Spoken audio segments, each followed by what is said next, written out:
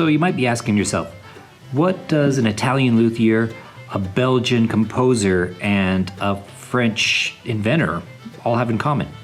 Well, maybe not. So the best place to start is usually at the beginning, but we started this series a while ago, so let's just start right here.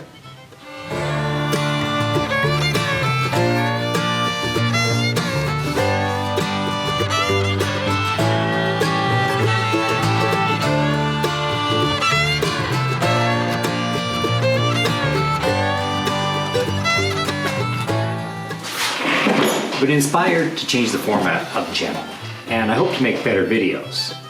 They're probably going to take a little bit longer to make, but you know, if they look better and they sound better, then they probably quack better.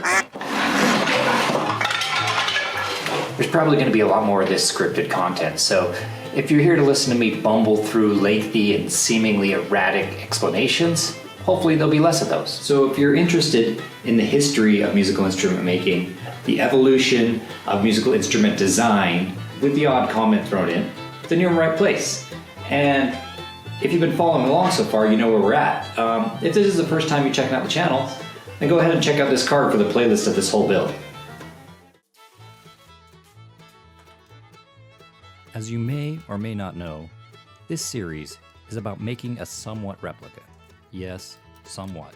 I'm not trying to create one of those perfect replicas. It's just a fiddle. So where were we? Oh yeah, a replica of the Guarneri del Gesù Vieuxtemps violin. This instrument was originally constructed in Cremona, Italy in 1741. Guarneri was a contemporary of Stradivarius, whose name you are probably more familiar with, but that's another show. Guarneri's instruments are known to be darker and richer in tone, and of the less than 200 surviving instruments today, this is one of the more well-known, in part due to Henri Vieuxtemps, who's the namesake of this squeak box, as he was probably the most virtuosic player of this instrument, at times even compared to Paganini. Guarneri's work throughout most of his career was known as quick and accurate. That's an interesting statement. I'm guessing what they're trying to say is that his instruments were not as well refined as those of Stradivarius. To me, this seems to suggest that the competition between these two great houses was contentious, and that while Stradivarius could produce less and profit more than anyone else in the area, the folks who attempted to compete would have to make more instruments, faster, and at a reduced price. Now, this is something that the hoity-toity fancy-pants violin makers don't talk about all that much. And if you're one of them, please take no offense. Hoity-toityists are quite welcome here. At times, I even fancy myself one. There would most likely be apprentices of varied levels of expertise around the shop, doing a lot of different kinds of work. I think you can see where I'm going here. This is, after all, trade work, and this tradition lives on today in our plumbers, electricians, mechanics, and yes, a lot of luthiers to this very day take on apprentices.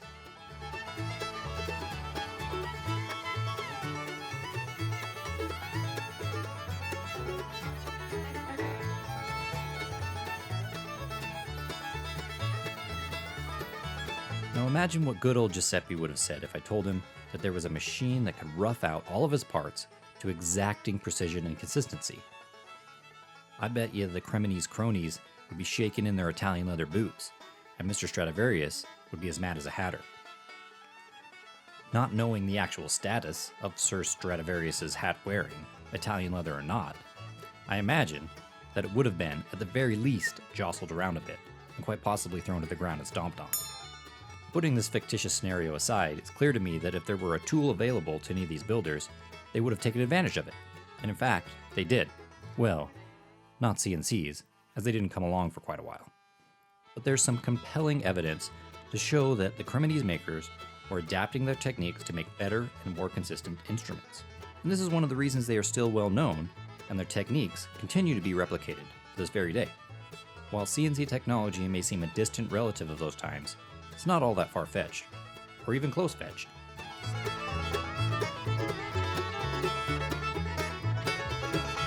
Not even 10 years after the Vieuxtemps was built, Jacques de Vaucanson constructed the first known all-metal lathe in 1751. And while this is not all that close to a modern CNC machine, it's also not that far off. the ability to make parts to precise dimensions existed, and a rapid succession of events would bring us to the modern technology our modern day lives depend on. There's a fantastic video that talks about this in one of my favorite YouTube channels. It's called Macheen Thinking. I will leave a link in the description.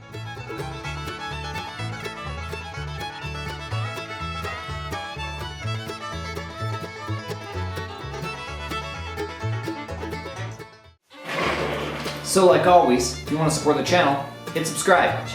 Remember to like, subscribe, check us out on Patreon. If you want to pick up those Fusion 360 files of all these builds, they're there. And so what do you guys think of the new format?